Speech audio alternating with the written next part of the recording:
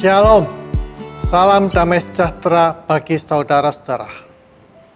Saudara-saudara yang kasih Tuhan, di minggu ini adalah minggu kita akan memperingati perjalanan Tuhan Yesus ke Bukit Golgota. Dia menderita dan mati bagi saudara-saudara dan saya. Dia menebuskan dosa-dosa saudara-saudara dan saya. Bersamaan dengan itu, kita akan sama-sama melihat beberapa catatan di Injil Markus. Ada beberapa peristiwa yang terjadi sebelum perjalanan penderitaan dan kesesaran Tuhan Yesus di kayu salib. Injil Markus pasal 14 mencatat peristiwa di mana imam-imam kepala dan ahli-ahli Taurat mencari jalan untuk menangkap Tuhan Yesus dan membunuh Tuhan Yesus dengan tipu muslihat.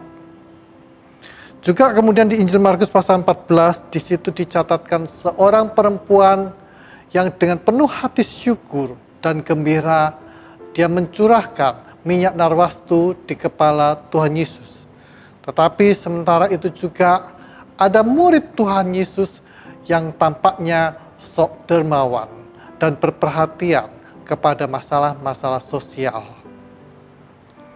Ada juga persepakatan Yudas dan imam-imam kepala untuk menangkap Tuhan Yesus dengan cara yang licik. Juga peristiwa di mana Tuhan Yesus mengajak murid-muridnya makan malam bersama. Tetapi pada saat itu juga ada satu perebutan dari para murid untuk menunjukkan bahwa merekanya itu adalah orang yang terbaik, murid yang terbaik. Juga ada peristiwa di mana Tuhan Yesus berkata kepada Petrus, dan Petrus menyatakan kepongahannya, kesombongannya bahwa dia tidak akan pernah meninggalkan Tuhan Yesus. Juga ada peristiwa di mana Tuhan Yesus berdoa di Taman Getsemani. Sementara itu, murid-muridnya tertidur. Juga dicatat di mana Tuhan Yesus ditangkap dengan cara-cara yang licik.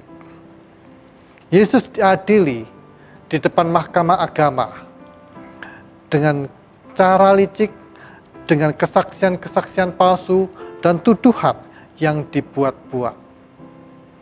Saudara-saudara yang kasih Tuhan, peristiwa-peristiwa tersebut mengingatkan kepada kita semuanya keberdosaan manusia, yang mana pola-pola keberdosaan itu masih sama dulu dan sekarang. Ada tipu muslihat, ada rencana jahat, ada rencana licik, mengorbankan orang lain, bahkan membunuh. Kesombongan, kepongahan, sikap seakan-akan kita tak pernah gagal, tak akan bisa terombang-ambingkan. Sikap seakan-akan bahwa kita menjadi yang terbaik dari seluruh orang-orang Kristen. Saudara yang kasih Tuhan, di minggu-minggu ini kita mengingat peristiwa di mana Tuhan berjalan menuju ke kayu salib untuk menebuskan dosa saudara dan saya. Apa yang tercatat di Alkitab mengingatkan kepada kita semuanya untuk terus berjaga-jaga. Tuhan Yesus mengingatkan kepada para murid di dalam Injil Markus pasal 13 ayat 33 dan 37. Hati-hatilah dan berjaga-jagalah, sebab kamu tidak tahu bila manakah waktunya tiba. Apa yang kukatakan kepadamu, kukatakan kepada semua orang, berjaga-jagalah. Mari kita semuanya selalu waspada, berjaga-jaga, supaya kita bisa terus mengikut Tuhan Yesus dengan iman yang tertuju kepadanya dan kita tidak jatuh di dalam dosa. Mari kita berdoa. Ya Allah, Bapa kami surga, kami datang ke hadapan-Mu. Kami menaikkan syukur untuk kasih-Mu yang besar, di mana Engkau menyatakan pengampunan, penebusan dosa atas dosa-dosa kami. Kau Tuhan mati di kayu salib, menggantikan kami.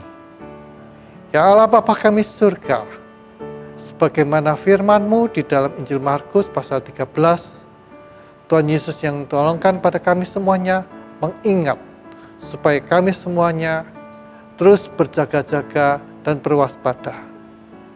Sementara di sekitar kami ada dosa, ada kelicikan, kejahatan yang tersembunyi, Tuhan itu pun juga bisa membuat kami turut berdosa di dalam kelicikan dan kejahatan.